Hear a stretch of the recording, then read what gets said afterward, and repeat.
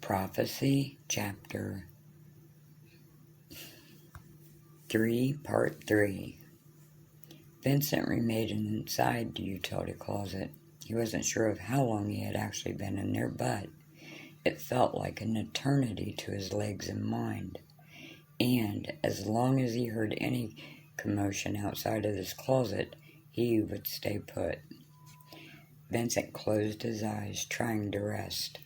At one point while doing this, he had dozed off and made a noise.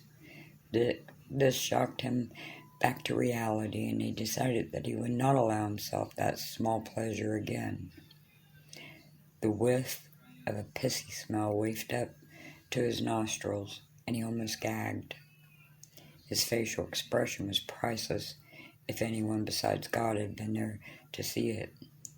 Vincent let the tears roll down his cheeks silently. His brain could not wrap around the fact that he was living through the mark of the beast. His parents, society, any preacher or priest he had ever talked to had told him on many occasions that he and his generation would not witness this event. They lied. This brought his thoughts back to the fact that not even the godliest men knew the truth.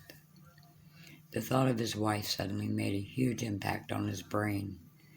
Oh, dear God, was she all right? Was she home, shopping, visiting their daughter's grave? Vincent needed to escape this closet and escape this building soon. He listened intently for any noises outside this small closet.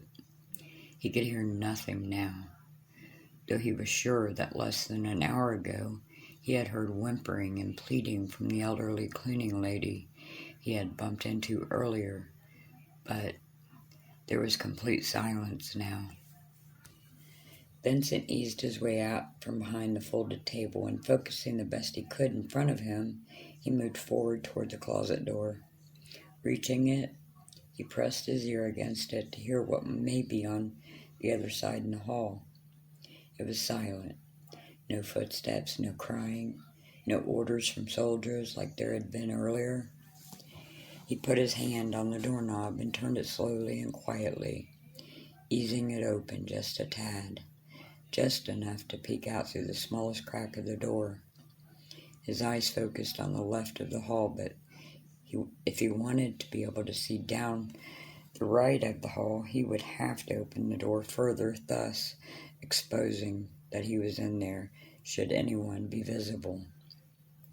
Vincent was terrified of the risk, but he would be trapped in this closet and in this building forever if he did not grow some balls and just go for it.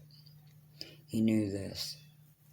He eased the door open a little further and eased his head out past it just enough to be able to look down the right side of the hall. He let out a heavy breath. It was clear. Vincent eased himself out of the closet and quickly looked back and forth, up and down the hall. It was still clear. He walked fast while staying close to the wall until he reached the exit door. Peeking through the small window of the door, he could see no one in the hall, so he opened it and stepped into the stairwell. He looked down the stairs, and it appeared to be clear of anyone, so he began his descent to the first floor.